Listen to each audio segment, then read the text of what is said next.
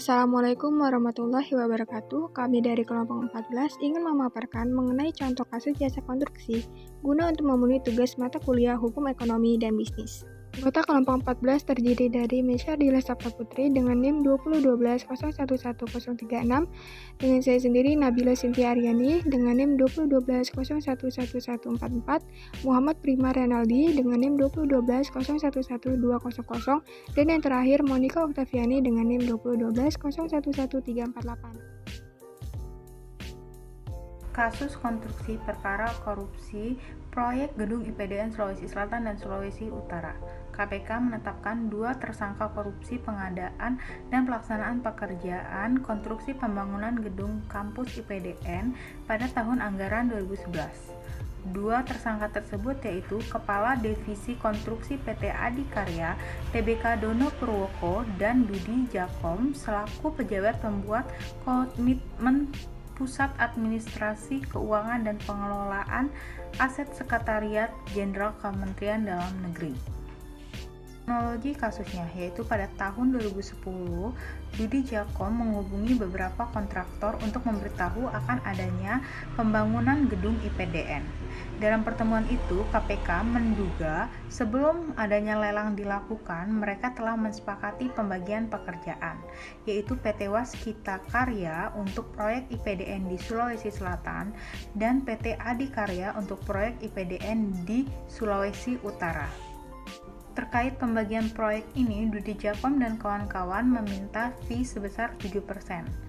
Pada 3 bulan kemudian, tepatnya bulan Desember 2011, Dudi dan kawan-kawan meminta pembuatan berita acara serah terima pekerjaan 100% untuk tujuan dana dapat dicairkan. Padahal pekerjaan belum selesai 100%.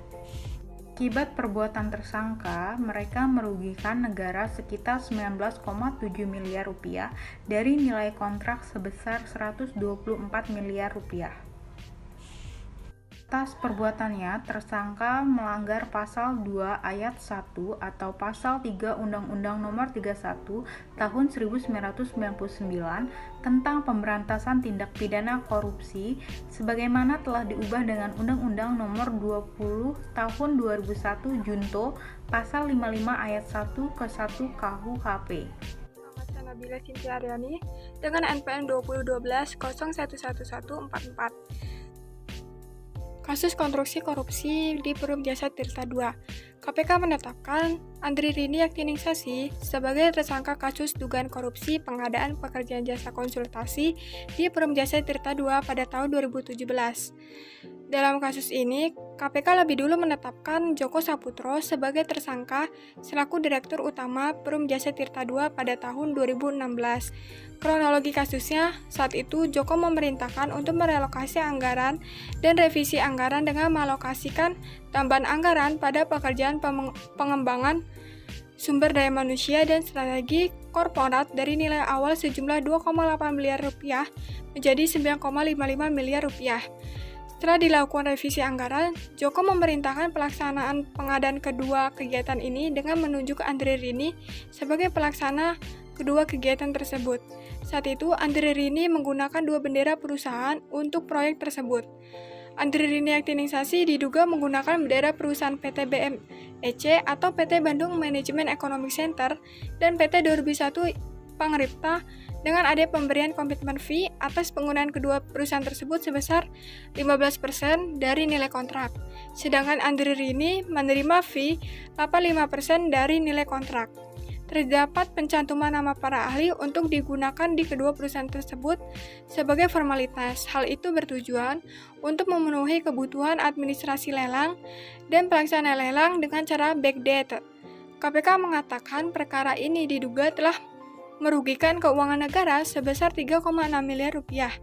Dan atas perbuatannya, tersangka disangkakan melanggar Pasal 2 Ayat 1 atau Pasal 3 Undang-Undang Nomor 31 Tahun 1999 tentang pemberantasan tindak pidana korupsi sebagaimana telah diubah dengan Undang-Undang Nomor 20 Tahun 2001 tentang perubahan atas Undang-Undang Nomor 31 Tahun 1999 tentang pemberantasan tindak korupsi Jo Pasal 55 Ayat 1 ke 1 KUHP. Terima kasih. Nama saya Muhammad Prima Renaldi dengan NPM 2012011200. Kasus yang akan saya jelaskan adalah kasus jembatan Indragiri Hilir di Riau. Masalah utama pada kasus ini yaitu pembangunan jembatan yang tak kunjung usai dari tahun 2011 hingga 2014. Jenis kasus yang saya ambil yaitu tindak pidana korupsi yang melibatkan 3 tersangka utama, yaitu Taufik dan Heri Hani yang merupakan petinggi perusahaan PT Ramadan Raya, dan Miftah yang merupakan salah satu pegawai di perusahaan swasta. Kisaran kerugian negara sebesar Rp1.887.306.309. Selanjutnya mengenai hukum dan kesesuaian hukumnya. Menurut saya, hukum yang divonis oleh hakim pada kasus ini sudah sesuai dengan hukum yang berlaku, yaitu karena sudah memenuhi sanksi administratif, denda, dan pengganti kerugian negara. Ketiga tersangka tersebut melanggar pasal 1 ayat 1 Junto pasal 18 Undang-Undang Nomor 30 Tahun 1999 sebagaimana diubah dan ditambah dalam Undang-Undang Nomor 20 Tahun 2001 tentang pemberantasan tindak pidana korupsi Junto pasal 55 ayat 1 ke 1 KUH pidana.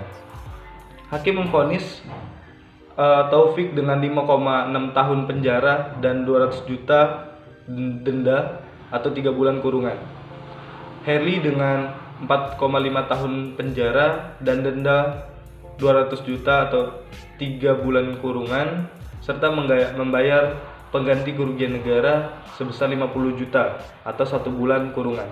Miftah dengan hukuman yang sama dengan Heri, yaitu 4,5 tahun penjara, denda 200 juta atau 3 bulan kurungan, tetapi membayar pengganti kerugian negara sebesar 134.200.000. Menurut saya sudah sesuai dengan ketentuan hukum karena sebenarnya pada kasus ini bukan 3 tersangka ini saja yang terlibat, tetapi ada 6 tersangka terduga yang sedang diselidiki. Karena pada tahun-tahun sebelumnya yang memegang proyek pembangunan jembatan Indragiri Hilir di Riau ini adalah 6 tersangka tersebut.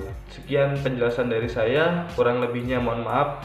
Perkenalkan, nama saya Monika Oktaviani dengan NPM 201201201348. Di sini saya akan menjelaskan tentang kasus jasa konstruksi. Plafon rumah ambruk, kontraktor atau developer yang bertanggung jawab. Tahun 2014 saya membeli rumah dari developer dan langsung serah terima di awal saat masih tanah kosong. Dan saya melakukan penambahan bangunan oleh kontraktor pertama yang ditunjuk oleh developer. Rumah selesai pada Oktober 2015, baru 1 tahun lebih rumah tersebut plafonnya ambruk. Setelah dicek oleh kontraktor lain bahwa terjadi kelalaian kontraktor pertama dalam finishing rumah, garansi rumah cuma 1 tahun. Dari pihak kontraktor, apakah saya dapat mengajukan gugatan perdata akibat kelalaian kontraktor tersebut? Kontraktor sebagai penyedia jasa konstruksi. Kontraktor dalam kasus yang Anda jelaskan dapat dikategorikan sebagai penyedia jasa konstruksi berdasarkan pasal 1 angka 6 JO, pasal 1 angka 1 Undang-Undang Nomor 2 Tahun 2017 tentang jasa konstruksi atau Undang-Undang Jasa Konstruksi, yang didefinisikan sebagai pemberi layanan jasa konsultasi konstruksi dan atau pekerjaan konstruksi.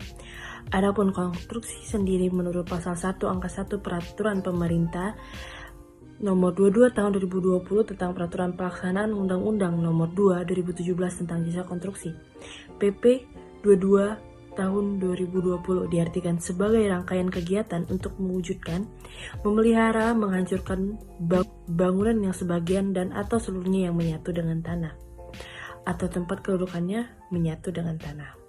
Dengan demikian, kontraktor yang menyediakan jasa konstruksi termasuk dalam definisi penyedia jasa konstruksi yang kami jelaskan di atas. Developer sebagai pengguna jasa konstruksi. Selain itu, developer dalam kasus ini dikategorikan sebagai pengguna jasa, yaitu pemilik atau pemberi pekerjaan yang menggunakan layanan jasa konstruksi. Tanggung jawab kontraktor dan developer pasal 60 ayat 1 Undang-Undang Jasa Konstruksi telah mengatur bahwa dalam hal penyelenggaraan jasa konstruksi tidak memenuhi standar keamanan, keselamatan, dan kesehatan dan keberlanjutan, pengguna jasa dan atau penyedia jasa dapat menjadi pihak yang bertanggung jawab terhadap kegagalan bangunan. Kegagalan bangunan adalah suatu keadaan keruntuhan bangunan atau tidak berfungsinya bangunan setelah penyerahan akhir hasil jasa konstruksi, yang mana penempatan yang dilakukan oleh penilai ahli sesuai dalam pasal 60 ayat 2 Undang-Undang Jasa Konstruksi. Berdasarkan pasal 63 UU Jasa Konstruksi, penyedia jasa wajib mengganti atau memperbaiki kegagalan bangunan yang disebabkan kesalahan penyedia jasa. Jangka waktu pertanggungjawabkan penyedia jasa atas kegagalan bangunan ditentukan sesuai dengan rencana umur konstruksi. Apabila rencana umur konstruksi sebagaimana lebih dari 10 tahun, penyedia wajib bertanggung jawab atas kegagalan bangunan dalam jangka waktu paling lama 10 tahun, terhitung sejak tanggal penyerahan akhir. Adapun untuk kegagalan bangunan yang terjadi setelah jangka waktu tersebut, yang bertanggung jawab adalah pengguna jasa. Upaya hukum pasal 85 ayat 1 huruf B Undang-Undang Jasa Konstruksi dengan tegas memberikan perlindungan hak kepada masyarakat untuk melakukan gugatan dan upaya mendapatkan ganti kerugian atau kompensasi terhadap dampak yang ditimbulkan akibat kegiatan jasa konstruksi. Terima kasih. Sekian dari kami, terima kasih. Wassalamualaikum warahmatullahi wabarakatuh.